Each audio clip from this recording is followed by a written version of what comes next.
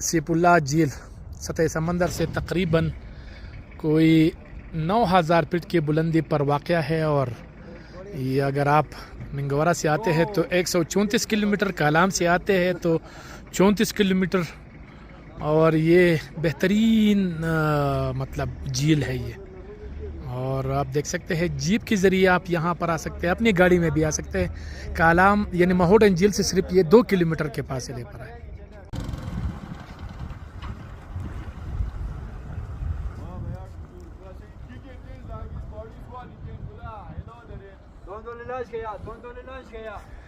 सैफुल्लाह झील, सैफुल्लाह झील में आजकल पानी कम है, लेकिन बहरहाल बेहतरीन है, मौसम सही आ रहे और इसको एंजॉय कर रहे हैं।